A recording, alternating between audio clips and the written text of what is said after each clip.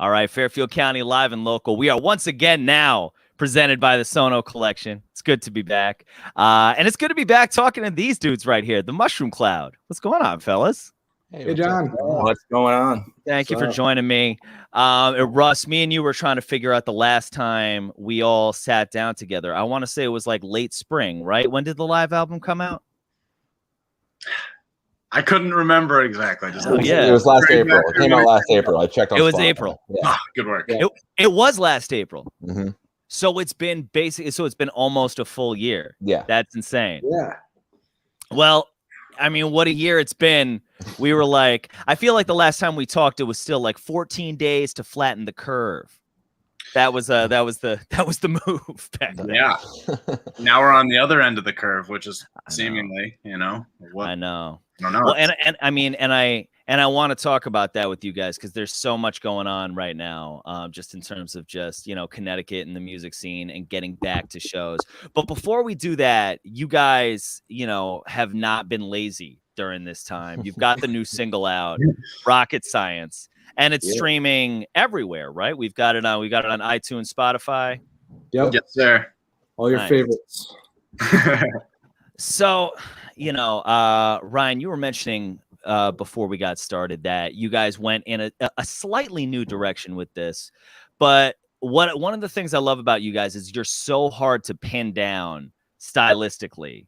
And I've read press about you that says the same thing, that you guys jump from genre to genre easily. This is a very drum and bass kind of driven track. Did you go into that intentionally wanting to write that kind of thing, or did it just happen?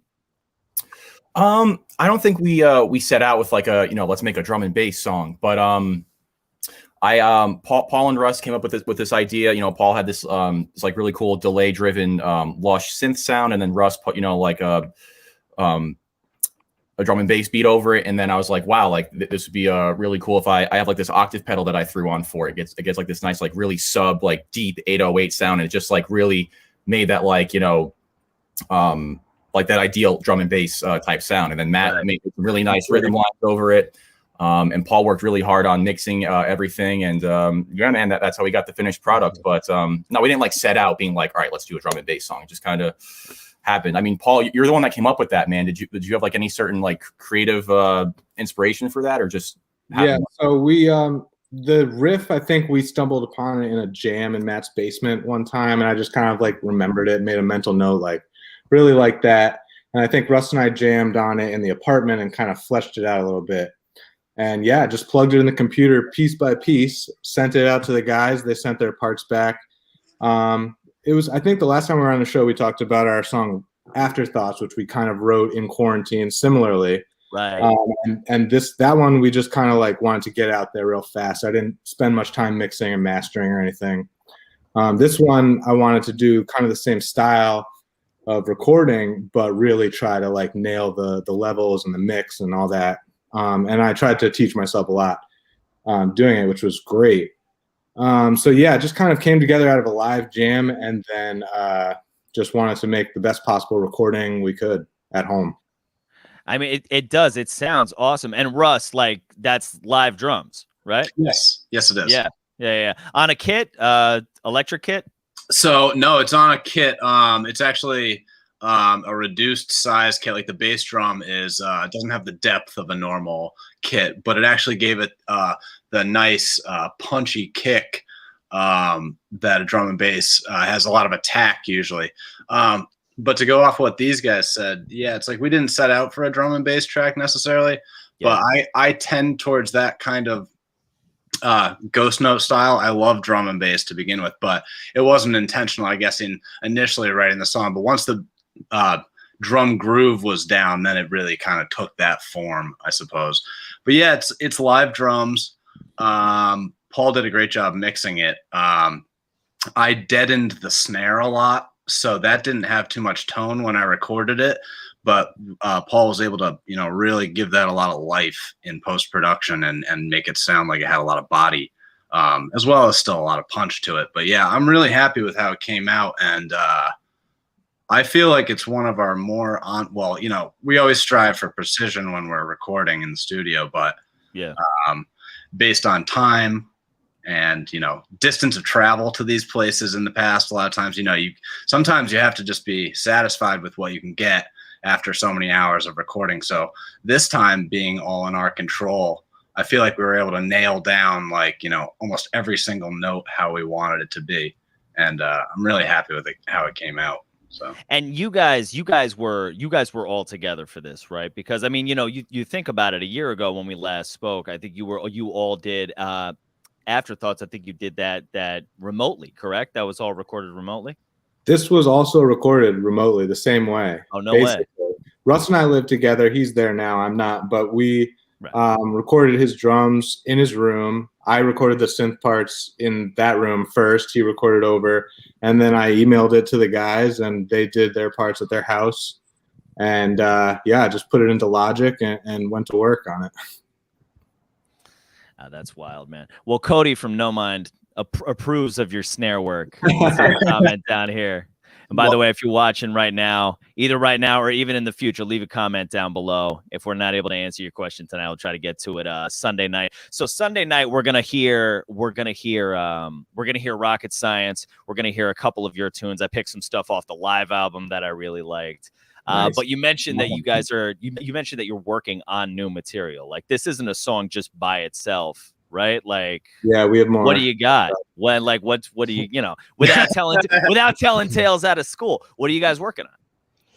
Well, the plan before this all happened was we had, I think, 3, maybe even 4 songs ready to go. One of them, Mobius, which is on the live album. Yeah. We never did a studio recording of, so we wanted to do that. And then we had, 2 to 3 other brand new songs that we were ready to go into the studio. We had, we're going to do basically the same thing we did all the other times, pay for studio time somehow. We did a Kickstarter for our last album, Air Raid. So, that was a possibility, or some sort of a funding thing. And so now we're thinking we want to try, maybe at least 1 more or 2 more, just kind of keep going with the DIY approach. And, it's working so far, and it's really rewarding doing it this way. So we definitely have plans to go back into the studio at some point, because you just really get that professional sound, someone else's ears, someone else just kind of helping you along the way. But for now, this is really fun. Really, we're getting a good sound with our setup, and just going to try to do one, maybe even the rest of this EP, which we had planned ourselves, if we can. Right.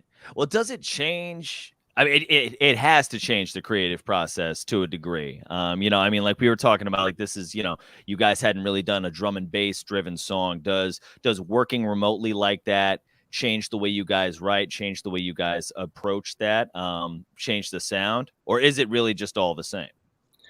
I would say, from my point of view, and I think we all would kind of agree after doing Rocket Science that kind of changed, what we think we're capable of doing, what we're capable of putting out there. I think our other albums were, composed well, but we're kind of going for maybe more of a live sound. And now we're kind of doing it more of artistically, creatively, pushing the boundaries in the studio or in our homes. And then, when it comes to playing them live, it's going to be how do we bring this to the stage and really make it sound the best possible? So I think there's 2 different, there's the studio and the stage, and you want it to sound good everywhere, but it doesn't have to sound exactly the same. Right. Well, so speaking of the stage, there's just so much going on. There's so many things. Today, it opened up to everybody 16 and up, so everybody's eligible for the vaccine now. And outside of questions of whether or not you're going to get it, what do you guys think the near future of shows is going to look like? Because you hear about a lot of stuff happening. People are talking about pods. I know my wife actually was telling me about one of the Disco Biscuit shows. They do these raised platforms with groups of people. I mean, obviously that's not going to work on a smaller scale. Even an 800 seater can't pull off something like that. Right. I'm not gigging anymore, man. What are you guys hearing? What's the word on the street? Well, we're just starting to kind of open up shop again. It's really interesting. Seeing what's left after this has happened. It's like a natural disaster style. What's left, right? But from as far as I can tell, in talking to booking people at venues and stuff, it looks like things are going to be able to open up with limited capacity. I think you have to have food. I'm not sure though. Other people would know much more about that. I've heard that too. But I'm talking to venues right now about doing after parties for potentially some of the Westville shows for the Mushroom Cloud. And, I don't really know. I don't even know if it's 50% capacity. Someone else could weigh in on this. I don't know. But they're allowing booking to start taking place. So, I'm just kind of playing it by ear. I don't really, I don't know. It's weird. It is weird. What about your own comfort level though? Because that's something that that's something that I feel like varies so much from musician to musician. There's extremes, obviously. I know that there was a rush of people kind of condemning and praising on both sides, artists having shows when we were in the dead of quarantine, certain artists coming out and being very vocal and very forward about let's not do this so that we can eventually do this. And I think that I think that was appropriate for the time, but how do you guys feel as performers going into the springtime? What's your comfort level at in terms of playing live shows? And that's a question for everybody too. Yeah. Individual. I feel fairly comfortable. It still takes precautions. Like I'd probably bring a hand sanitizer and mask, most of the time unless I'm on stage type of approach. Still maintain distancing and stuff. You still have to be smart about it, and maybe even do we play with bands still, or is it just us going to be us playing as a band? Do we have eliminate the amount of people that we have backstage or working on the stage type of thing? So I think there are ways to do it safely and to minimize contact. Absolutely. Mm-hmm. It also depend. Oh, sorry. It's also going to depend on what the venue's cool with. I've heard of, venues being like, you can be an instrumental band, but you can't have a singer just because obviously you would expel. And I'm like, well, that works for us. Is on that, that hinder bookings as well. So, on top of your own personal level, it's also what the venue is going to be comfortable with, depending on where you're at. Very true. Yep. Absolutely. They've, you see those drum shields, those big like plastic things that they have in some, in some venues. You got to start just bringing those for singers, man. Come on. Somewhere was like it an easy or something. Somebody's setting up a giant plexiglass thing and stage. It's like I think it is. I think it is Strange Brew because Jason posted that on Facebook the other day. They're going to open up and they're going to be like, like selling tickets ahead of time. So for people who aren't familiar, Strange Brew, it absolutely incredible live music venue, far outside of Fairfield County. But if you're watching this from anywhere else in Connecticut, you may know about it. Norwich, Connecticut, awesome live music venue. Yes. And they've got a good system set up. They've got that big glass shield up in front, but it's wild to see now because I think in the post he was talking about selling tickets in advance, encouraging people to stay at their tables. And this is a place like Bryac, like PST, maybe a little bit bigger, and certainly with maybe a little about that size have been around longer, but about that size. You're talking about like 100 to 150 seat capacity. This is a place where you show up to watch music, not reserved. Oh, yeah. Do you think it's, and that's an example of a venue that's doing a fantastic job and a responsible job, but is it sustainable for the long term, or do you think it's going to eventually reach a point where we need to get back to the way things were? Well, it's tough. You come at it from two standpoints. One being we haven't played in forever and it's exciting and we're artists and we got to get back out there and, do our craft, all that. Yeah.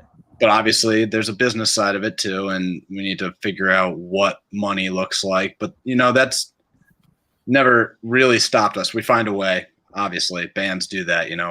Band world is not functioning on a ton of money anyway to begin with. So you find ways to operate. But it's just going to be interesting figuring out that landscape and like what what these limited capacity shows mean. But what I've already seen as far as my experience going to a few shows during the pandemic is that, you're willing to pay a little bit more to go to less shows because there are less. And at least that's my personal take on it. Yeah. Not like, I'm not saying, people have extra money laying around after this has happened by any means. But I think, for people who do love going to shows, they'll pay a few extra bucks to, go to one of these limited capacity events to see one of their bands that they miss. And that's the great thing about the Connecticut scene. I think it's really tight knit, and and around New England, and in a lot of places that, we haven't really expanded too far outside of New England, but a lot of places we go, there's diehard music lovers who love going out. So I feel like people are interested and excited as well to see what this is, as well as being really hesitant. So there's a lot at play, but to answer your question, it's really, it's both things. We want to get out and play as much as possible, but we'll see what that all entails as far as, pushing forward. So, well, definitely. Well, and I'm glad you brought up the Connecticut scene too, because and we were talking about this for a minute before the show. You guys have such staying power as a band. You've been around forever. I remember seeing you guys back in like 2012 or something like that. When did you guys get started? 2011? Yeah, 2012 was our first show in CT, but we had played a show like right at the end of 2011. Got it. Yeah. So you guys have seen this scene evolve in all of its different, myriad ways. What I've noticed recently is you see a lot of articles coming out now. Connecticut Post, New Haven Register. I saw Doey Joey's cracking me up. I'm sorry. I lost my train of thought. If you're just listening to the audio right now, we got the man Joseph just dropping heat in the live comments right here. And if you do just listen to the audio version of this show, then I love you and thank you so much. Because I'm not sure how many people are doing it. But I'm sorry. We love you, Doey Joey. But sorry, my point was you guys are veterans. You guys have been doing it on a big level for so long. You see all these articles coming out about how Connecticut's become this center for jam music and for the music scene in New England and just kind of on the East Coast in general. Why do you think that is? What is it about CT that's so special that creates this really intense, really full of talent scene that we have? That's a good question. One thing is central location to so many great places. So, people are passing through here to go up to Vermont. Like bands from North Carolina will come and, play here, even smaller bands. Right. Also, that's the Joe Rogan argument. Is that we're just a highway between New York and Boston. True though. It's not wrong. But as far as people in Connecticut, it's a small place, but it's pretty concentrated. What you said was right. The talent, I know so many talented musicians. So I think on one level we're just very lucky, but also, it's a small place. The community is really tight, so it kind of drives everybody. And a lot of people are in music and they're pushing each other, and everyone's getting better at the same time. And we're lucky enough to have gotten in so early where we've gotten to see all these great bands like Eggy and Goose and everyone just exploding. Yeah. And to be part of that is awesome. And we just, we love all these guys, and everyone is just at the top of their game and getting better all the time. Absolutely. Yeah, no, definitely. Most definitely. I think Connecticut is interesting too, because people from I'm not from Connecticut. I'm from Massachusetts. I moved here when I was like 25 and I'm 31 now. So I've only been here for like 6 years. Yeah. And in Massachusetts, it's people that live in their town. That's all they know is the people in their town. Where I find in Connecticut, it's like people from the Valley are friends with people from Norwich, and they're friends with the Black Rock crew, just because they all like music. And like, it's just an interesting thing where you'll find that all these people that didn't go to high school together are like brothers. It's like brothers and sisters and stuff, and they're really close friends because of the music. There's something about just this area that brings that out in people. No, and that's, you know what, dude, that's so true, because I grew up in New York and I didn't move here until high school, and I remember like coming here And my buddy, we were going to like Wendy's or something. And I was like, oh, is there a Wendy's in Fairfield? They're like, no, man, we're going to Milford. Like, we're going to a different town? And that's an extreme example of growing up in New York City where you just never leave the island. Yeah. But like, I'm glad A to lot hear of like places from are someone. like that. Yeah. Right. A lot of places are like that. And there is. And the idea of the show family is so strong. Yeah. I know, you know, thing, yeah, it's a very real thing. Although Mass is cool, man. I've been to about it is you know, not knocking Mass, but I had a million great shows in Massachusetts too. Oh so yeah, no, yeah, Mass is great. But it's I think that the reason why people are thinking that Connecticut is a jam band mecca or whatever right now is for that reason, right, that we're talking about. Yeah, dude. Yeah. Well, so I mean, you know, spring is here. What do you guys have? You know, obviously we're tentatively looking at shows, but what plans do you guys have coming up in the next couple of months? What's happening?